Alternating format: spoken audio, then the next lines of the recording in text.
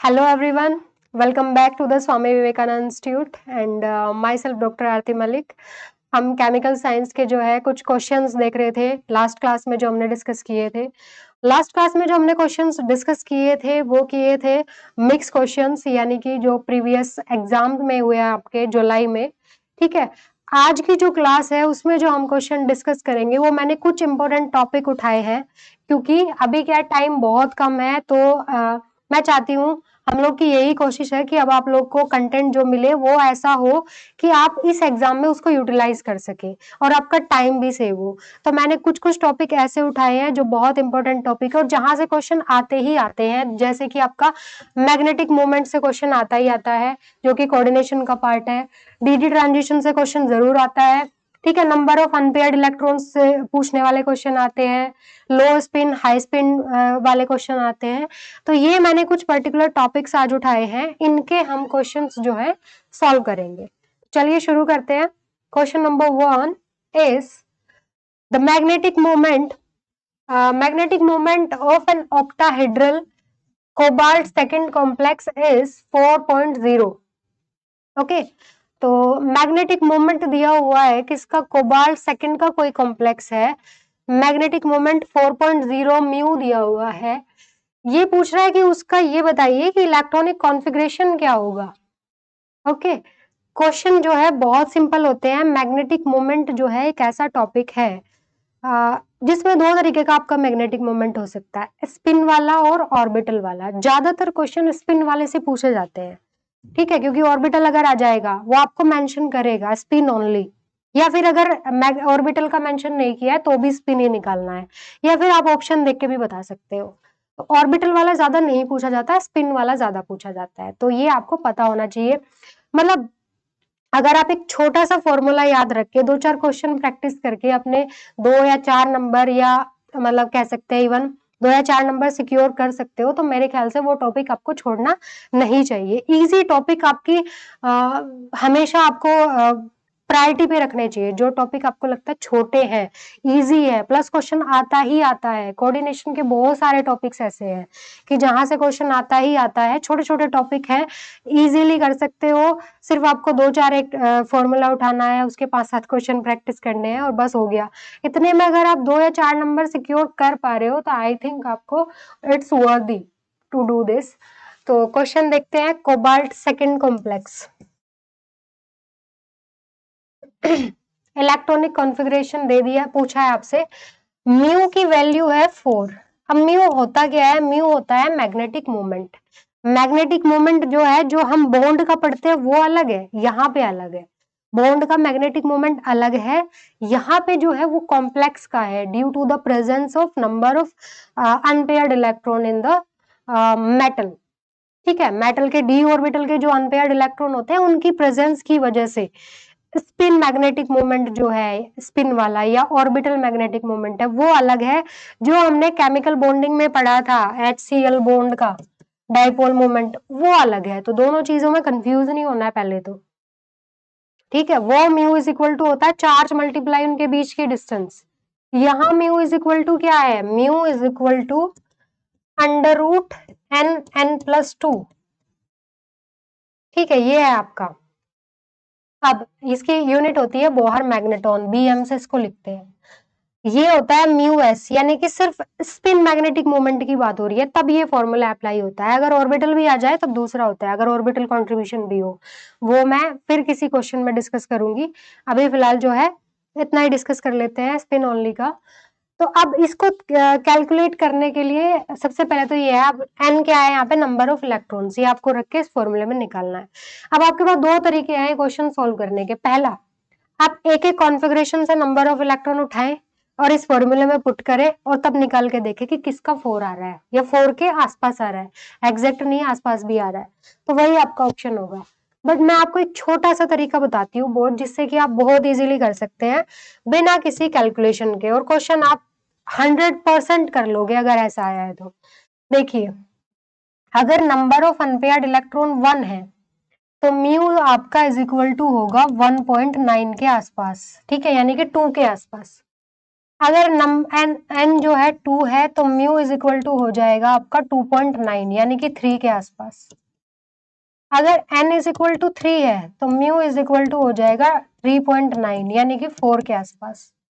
n is equal to अगर 4 है तो म्यू इज इक्वल टू 4.9 यानी कि 5 के आसपास। तो यानी कि जितने नंबर ऑफ अनपेयर्ड इलेक्ट्रॉन है म्यू जो है उसी में आप 0.9 प्लस कर दीजिए, उसके आसपास आपका आएगा। तो चलिए देखते हैं, अगर म्यू 4 है तो नंबर ऑफ अनपेयर्ड इलेक्ट्रॉन कितने होने चाहिए अकॉर्डिंग टू दिस? 3 होने चाहिए, आसपास तो नहीं कह सकते क्योंकि नंबर ऑफ अनपेयर्ड इलेक्ट्रॉन या तो 3 होंगे, 3.1 या 2 तो नहीं हो सकते, या 2.9 नहीं हो सकते, पॉइंट में नहीं हो सकते हैं। म्यू पॉइंट में हो सकता है but number of unpaired electron नहीं हो सकते। और देखिए म्यू दो तरीके का होता है, कैलकुलेटेड प्लस एक्सपेरिमेंटल से जो निकाला है। थ्योरी से आपने जो कैलकुलेट किया है प्लस एक्सपेरिमेंटली जो आया, दोनों में डिफरेंस भी होता है। बिल्कुल एग्जैक्ट सेम आ जाए ऐसा जरूरी नहीं है। जैसे आपने कैलकुलेट किया 2.9 और आया एक्सपेरिमेंट 3.1 तो इसके आसपास आएगा बट एज अ सेम आना जरूरी नहीं होता है। तो चलिए देखते हैं, अब हमको क्या निकालना है, सिर्फ नंबर ऑफ अनपेयर्ड इलेक्ट्रॉन्स देखने हैं इन कॉन्फ़िगरेशन में। पहला कॉन्फ़िगरेशन आपका क्या है, T2G5 Eg2 3 4 5। T2G के अंदर 5 इलेक्ट्रॉन, Eg के अंदर 2 इलेक्ट्रॉन। तो नंबर ऑफ अनपेयर्ड इलेक्ट्रॉन कितने बचे इसके अंदर? 1 इलेक्ट्रॉन बचा।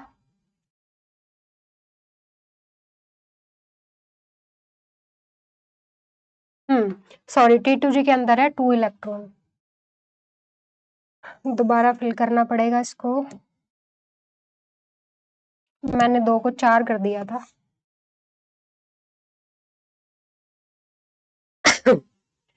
इसके अंदर 2 इलेक्ट्रॉन, इसके अंदर 5 इलेक्ट्रॉन। तो आपके पास अनपेयर्ड इलेक्ट्रॉन यहाँ पे कितने बचे देखिए, एक ये अनपेयर्ड है और एक ये अनपेयर्ड है। तो सिर्फ अनपेयर्ड इलेक्ट्रॉन ही कंट्रीब्यूट करते हैं मैग्नेटिक मूवमेंट में, पेयर्ड नहीं करते।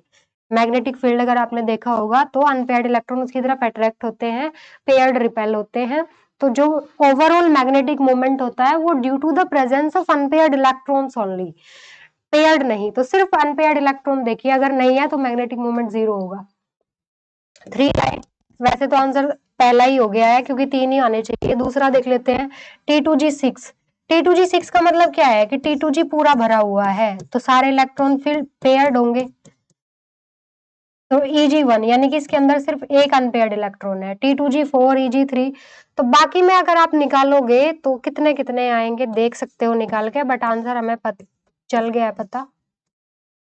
ये देखिए T2G3 1 2 3, Eg4। ऐसा कोई कॉन्फ़िगरेशन होता ही नहीं है कि पहले T2G में एक भर जाए, Eg पूरा फिल हो जाए, तो ये तो नहीं है। नेक्स्ट है T2G4 Eg3।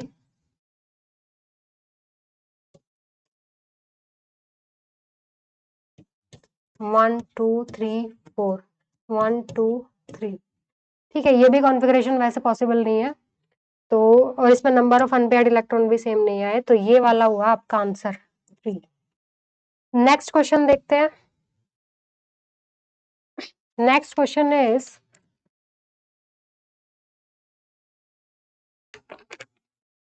a transition metal complex shows a magnetic moment of 5.2। Sorry, इसमें पहले से निशान लगे हुए हैं क्योंकि ये सॉल्व किया हुआ पेपर है, तो बट आपने क्वेश्चन देखना है और ट्राई करना उसको सॉल्व करने का।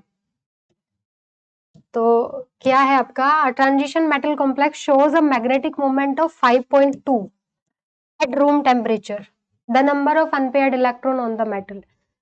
मैग्नेटिक मोमेंट टेम्परेचर के ऊपर भी डिपेंड करता है, इसीलिए इसने यहाँ पे एट रूम टेम्परेचर लिखा है। कैसे? क्योंकि जैसे टेम्परेचर बढ़ेगा जो इलेक्ट्रॉन पेयर्ड है, टेम्परेचर अगर हीट दोगे तो वो अनपेयर्ड भी तो हो सकते हैं, है ना। एक इलेक्ट्रॉन यहाँ से यहाँ शिफ्ट कर जाए तो ये दोनों कैसे हो जाएंगे, अनपेयर्ड हो जाएंगे, एक यहाँ एक यहाँ। तो कुछ कंपाउंड ऐसे होते हैं जो रूम टेम्परेचर पे डायमैग्नेटिक, मैग्नेटिक मोमेंट 0, अगर आपने उनको टेम्परेचर दे दिया तो पैरामैग्नेटिक हो जाते हैं, यानी कि मैग्नेटिक मोमेंट उनके अंदर आ जाता है क्योंकि इलेक्ट्रॉन उनके क्या हो जाते हैं, अनपेयर्ड हो जाते हैं। ये चीज है। तो अभी देखते हैं, मैग्नेटिक मोमेंट दिया हुआ है, नंबर ऑफ अनपेयर्ड इलेक्ट्रॉन पूछे हैं। मैग्नेटिक मोमेंट कितना है, 5.2। मैंने सीधा सीधा आपको बताया, आप कैलकुलेट कर सकते हो। कैलकुलेट करने का तरीका भी बता देती हूँ। Mu is equal to under root n plus 2। तो सब में कैलकुलेट कर करके देखिए, 3 प्लस 2 अंडर रूट 3 मल्टीप्लाई 5। ठीक है, तो सबका आप कैलकुलेट कर करके देखेंगे। एक तरीका आपके पास ये है, उसमें आपको टाइम बहुत ज्यादा लगेगा। दूसरा तरीका जो मैंने आपको बताया वो क्या है, 5.2 है, यानी कि 5 के आसपास, तो नंबर ऑफ इलेक्ट्रॉन एक कम होना चाहिए इससे, यानी कि 4। बहुत सिंपल, कुछ नहीं करना है इसमें। Next question is the expected spin only magnetic movement for FeCN का 6 4 नेगेटिव, Fe का 6 3 नेगेटिव रेस्पेक्टिवली। इसने पूछा है कि स्पिन ओनली, देखो लिखा है ना स्पिन ओनली, यानी कि ऑर्बिटल कंट्रीब्यूशन 0 लेना है। Spin only magnetic movement that is mu S, इन दोनों कॉम्प्लेक्स के लिए बताना है। अब देखिए आपके लिए यहाँ दो चीजें हैं। पहली, मेटल के अंदर डी ऑर्बिटल में कितने इलेक्ट्रॉन्स हैं, ये आपने देखना है। दूसरी चीज, लो स्पिन है या हाई स्पिन है, ये आपने देखना है, यानी कि इलेक्ट्रॉन पेयर्ड है या अनपेयर्ड है। अगर आपको याद हो तो मैंने जब आपको पढ़ाया था इसके बारे में, या आपने कहीं भी पढ़ा होगा, तो एक चीज होती है कि जब डी ऑर्बिटल स्प्लिट होता है तो क्या होता है कि दो तरीके के लिगेंड्स होते हैं, एक वीक फील्ड लिगेंड, एक strong field ligand. Spectrochemical series इसके बारे में बताती है। तो ये स्प्लिटिंग कम करते हैं, धीरे धीरे स्प्लिटिंग बढ़ती जाती है। तो जैसे स्प्लिटिंग बढ़ेगी, स्प्लिटिंग मतलब ये आपका डी ऑर्बिटल है, ये स्प्लिट हुआ, इसमें ये आपका T2G ऑर्बिटल और ये आपका EG ऑर्बिटल। एक स्प्लिटिंग ये है, दूसरी स्प्लिटिंग ये है, ये बहुत कम है। स्प्लिटिंग ये जो गैप है, ये जो गैप है, ये वाला गैप ज्यादा है इस वाले गैप के कंपैरिजन में। तो अगर लिगेंड यहां से आएगा, सपोज करो आयोडीन लिगेंड है या ब्रोमीन है या फ्लोरीन है, तो ये स्प्लिटिंग कम होगी। कम होगी तो इलेक्ट्रॉन यहाँ भी रह सकता है, यहाँ भी जा सकता है। बट जैसे ही लिगेंड आपका पहुंच गया एंड पे, यानी कि CN आ गया, कार्बोनिल आ गया, तो अब ये गैप बढ़ गया है, ये गैप बढ़ गया है, तो इलेक्ट्रॉन सारे पहले यहाँ भरे जाएंगे, ये पूरा भरा जाएगा, पेयर्ड हो जाएंगे, उसके बाद यहाँ जाएंगे, इसमें पहले यहाँ भरेंगे, फिर यहाँ भरेंगे, फिर पेयरिंग शुरू होगी, क्योंकि ये गैप कम है, इलेक्ट्रॉन इजीली ऊपर जा सकते हैं।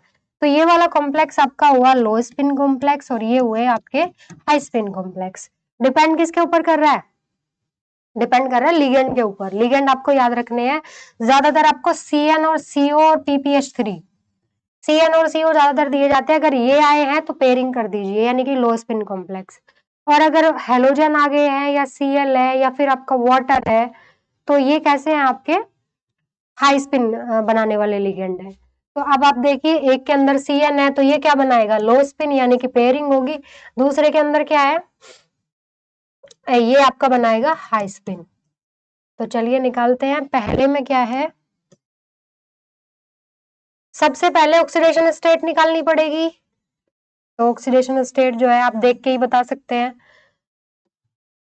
वो कितनी हो सकती है। Fe की यहाँ पे होगी पहले वाले कॉम्प्लेक्स में +2। Fe+2 कितना होता है, आयरन का कॉन्फ़िगरेशन होता है D6S2, तो Fe+2 हुआ 4D6। 4D6 और 4D6 में है लो स्पिन, ऑक्टाहेड्रल है, तो नीचे क्या होगा T2G और ऊपर होगा EG। 1 2 3 कैसा है, लो स्पिन। 4 5 6 सारे इलेक्ट्रॉन इधर ही भर जाएंगे क्योंकि ये गैप ज्यादा है। तो इसके अंदर क्या है, जो आपके अनपेयर्ड इलेक्ट्रॉन है वो है 0, तो मैग्नेटिक मोमेंट भी कितना हुआ 0। देखिए कौन कौन सा ऑप्शन है, ये कैंसिल, ये कैंसिल, ये दो बचे। अब दूसरे का निकालिए, Fe(F6) 3 नेगेटिव। Fe(F6) 3 नेगेटिव के अंदर ये भी कैसा है, ऑक्टाहेड्रल कॉम्प्लेक्स है, तो नीचे आएगा T2G ऑर्बिटल, ऊपर आएगा EG ऑर्बिटल। इसके अंदर ऑक्सीडेशन स्टेट आयरन की कितनी हुई, x - 6 इज इक्वल टू -3, यानी कि x is equal to +3। +3 oxidation state, और +3 ऑक्सीडेशन स्टेट में ये हो जाएगा iron +3 is equal to 3D5 4S0। ठीक है, 2 इलेक्ट्रॉन s के निकल गए, एक d से निकल गया, तो ये बना 3d5 4s 0। अब इलेक्ट्रॉन भरिए इसके अंदर 1 2 3 4 5। ठीक है, 5 इलेक्ट्रॉन भर गए हैं और सारे के सारे कैसे हैं, अनपेयर्ड है। तो जितने ज्यादा नंबर ऑफ अनपेयर्ड इलेक्ट्रॉन होंगे, मैक्सिमम 5 ही हो सकते हैं डी ऑर्बिटल के, इसके बाद क्या शुरू हो जाएगी, इसके बाद पेयरिंग शुरू हो जाएगी। तो इसका मैग्नेटिक मोमेंट जो होगा वो 5 पॉइंट समथिंग होगा, 5.9 के अराउंड। तो आंसर कौन सा इसमें है, 1.7, इसमें है 5 पॉइंट, ये तो आंसर हुआ आपका ये वाला।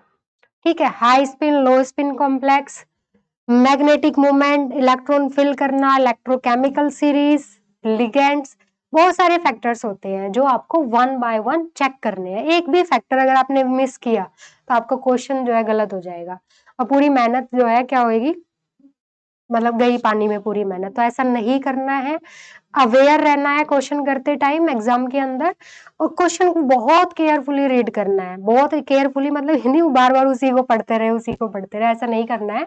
केयरफुली मतलब एक ही बार में अच्छे से पढ़ लेना है और जो उसके मेन पॉइंट्स है वो यहाँ सेव कर लेने हैं कि अच्छा ये पूछा हुआ है।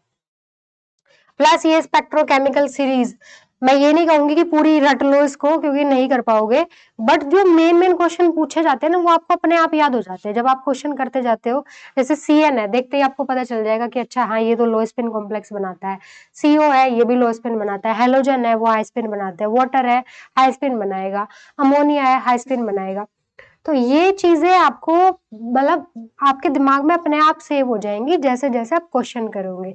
हर एक चीज की जड़ है question, practice practice more and more questions. ठीक है, बस यही करना है। नेक्स्ट क्वेश्चन देखते हैं।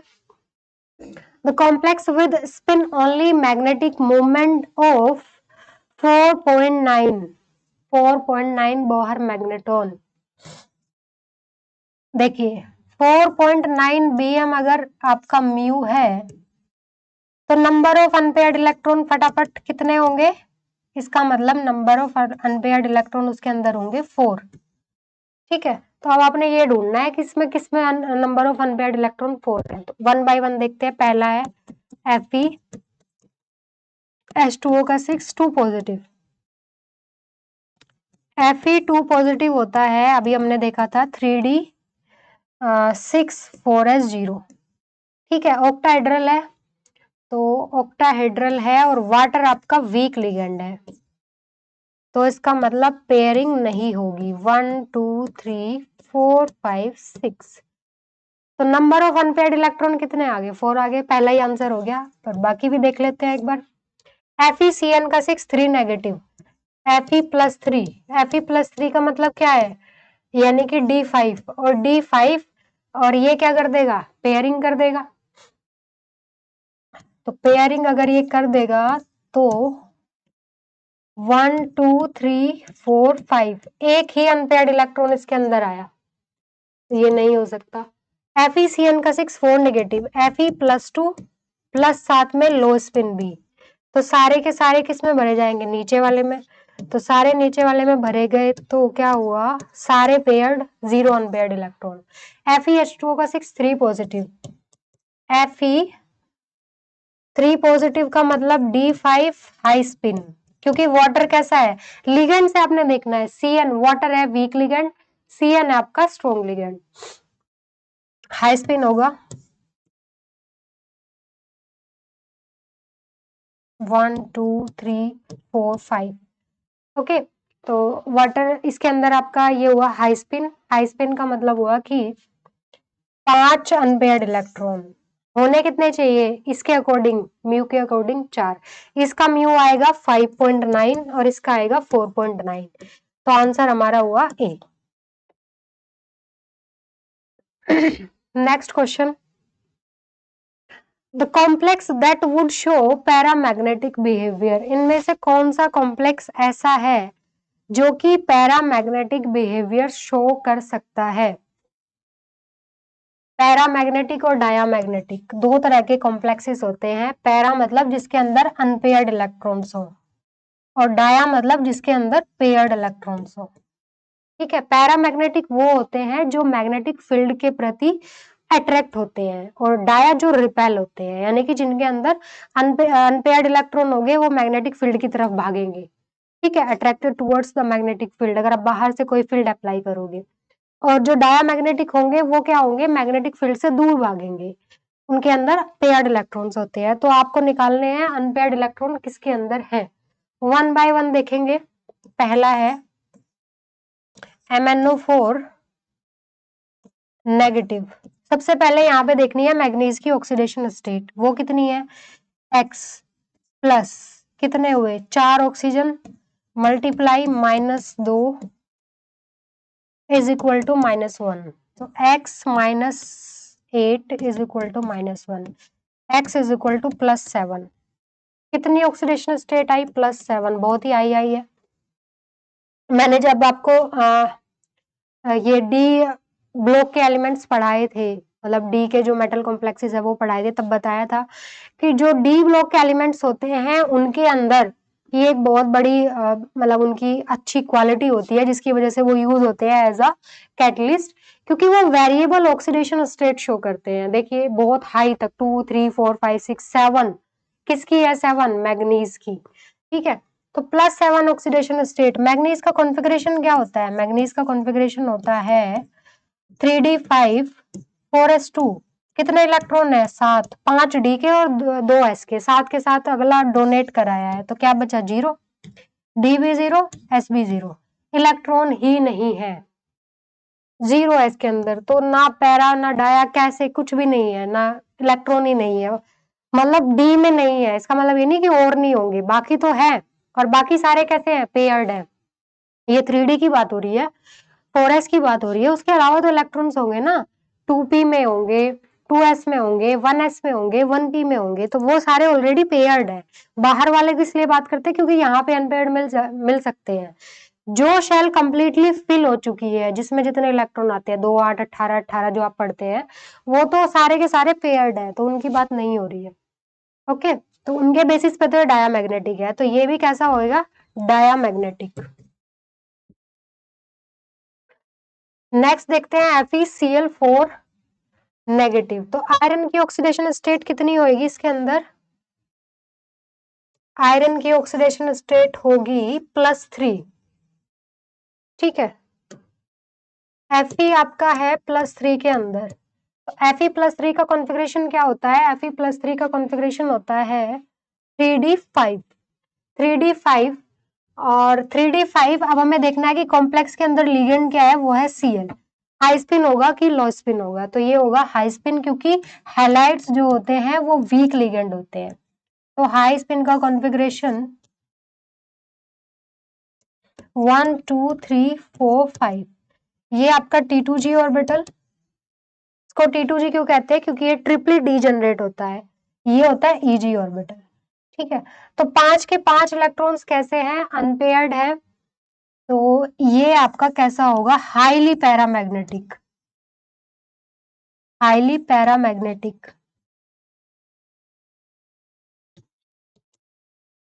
तो ये वाला पैरामैग्नेटिक आया। अब बाकी का अगर आप देखो, ये सी वाला जो ऑप्शन है इसके अंदर है कॉपर, और कॉपर की ऑक्सीडेशन स्टेट है +1। कॉपर +1 का कॉन्फ़िगरेशन हमेशा याद रखना है, ये होता है D10। Cu plus is equal to 3D10 and 4s0। ठीक है, ये होता है इसका कॉन्फ़िगरेशन Cu प्लस। डी के अंदर 10 इलेक्ट्रॉन्स है, अगर डी के अंदर 10 इलेक्ट्रॉन्स है इसका मतलब सारे के सारे कैसे हुए, पेयर्ड, और एस में है 0। ओके, तो सारे पेयर्ड इलेक्ट्रॉन, मतलब ये भी कैसा होगा, डायामैग्नेटिक। इसमें हाई स्पिन लो स्पिन देखने की जरूरत ही नहीं है, क्योंकि एक ही तरीके से इलेक्ट्रॉन 10 भरे जा सकते हैं, और वो तरीका ये होता है कि सारे के सारे डब्बों में 2-2 इलेक्ट्रॉन्स हो।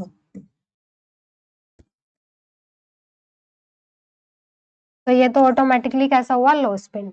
नेक्स्ट देखते हैं FeCN का 6 4 नेगेटिव। यहाँ पे आयरन की ऑक्सीडेशन स्टेट हुई x -6 is equal to -4, that means x is equal to +2, यानी कि 3d6 4s0।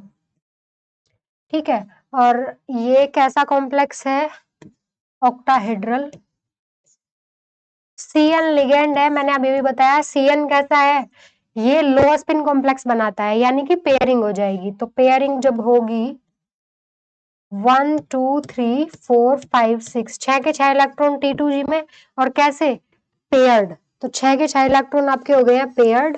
तो ये भी कैसा हुआ, डायामैग्नेटिक। तो सिर्फ एक ही कंपाउंड यहाँ से आपका पैरामैग्नेटिक निकल के आया है, दैट इज FeCl का 4 नेगेटिव, और यही इसका आंसर होगा।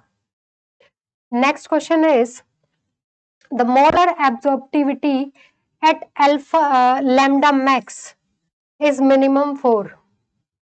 लैम्डा मैक्स किसके लिए मिनिमम होगी? लैम्डा मैक्स क्या होती है? लैम्डा मैक्स होती है कि कोई कंपाउंड कितनी लाइट को, कितनी एनर्जी को एब्जॉर्ब कर रहा है, ठीक है, वही उसकी लैम्डा मैक्स होगी। तो इसने पूछा है कि लैम्डा मैक्स जो है मिनिमम किसके लिए होगी, सबसे कम इनमें से किसके लिए होगी, कौन सबसे कम एनर्जी को एब्जॉर्ब करेगा जब उसके अंदर ट्रांजिशन होंगे। तो ये डिपेंड करता है बेसिकली डी ऑर्बिटल के अंदर कितने इलेक्ट्रॉन है, या फिर डी ऑर्बिटल के अंदर किस चीज पे डिपेंड करेगा कि डी ट्रांजिशन पॉसिबल है या नहीं है, प्लस लिगेंड कौन सा है। ये जो डी ऑर्बिटल की स्प्लिटिंग के बाद ये जो गैप बनता है इनके बीच में, ये गैप जितना ज्यादा होगा उतनी ही ज्यादा एनर्जी जो है एब्जॉर्ब करेगा कोई कंपाउंड। ये गैप जितना कम होगा उतनी ही कम एनर्जी एब्जॉर्ब करेगा। अगर मैं इसको कह दूं E2 और इसको कह दूं E1, तो E1 ग्रेटर देन E2, और ये गैप किसके ऊपर डिपेंड करता है? ये डिपेंड करता है लिगेंड के ऊपर।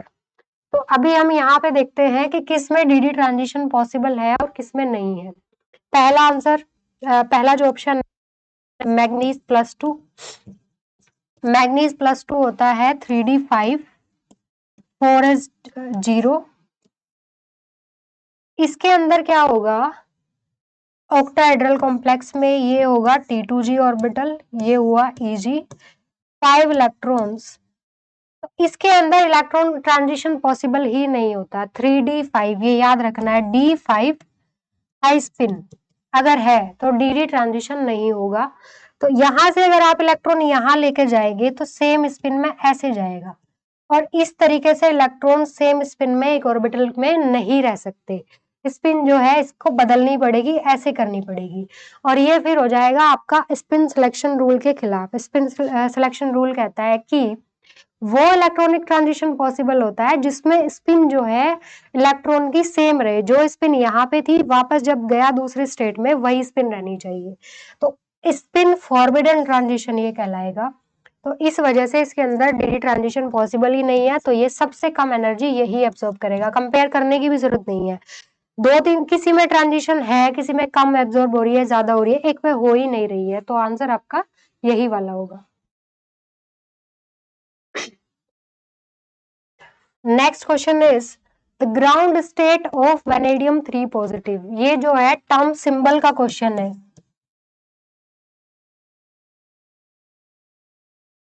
टर्म सिंबल से क्वेश्चन आता है कई बार, बहुत इजी होता है इसको निकालना। बस आपको एक चीज याद रखनी है कि टर्म सिंबल कैसे निकालते हैं। एक फॉर्मूला है L, ऊपर लिखेंगे 2s+1 और यहाँ पे लिखेंगे J, ठीक है। ये J होता है आपका spin orbital, spin orbit coupling, ठीक है। L होती है ये आपकी ऑर्बिटल कपलिंग, और 2s+1 को कहते हैं स्पिन मल्टीपलिसिटी, ठीक है। इस तरीके की फॉर्म में टर्म सिंबल लिखा जाता है, जैसे ये सारे लिखे हुए हैं 5d0, तो यहाँ पे इसको कहेंगे स्पिन मल्टीपलिसिटी। ये आपका होगा ऑर्बिटल कपलिंग के बाद जो टोटल L आता है वो, और ये होता है J। तो इसी तरीके से हमें निकालना है वेनेडियम +3 के लिए। सबसे पहले इसका लिखना है इलेक्ट्रॉनिक कॉन्फ़िगरेशन, वो क्या होगा, स्कैंडियम, इसके बाद आता है टाइटेनियम, उसके बाद आता है वेनेडियम। तो वेनेडियम का जो कॉन्फ़िगरेशन है वो होता है 3d3 4s2, और वेनेडियम +3 का होगा 3d2।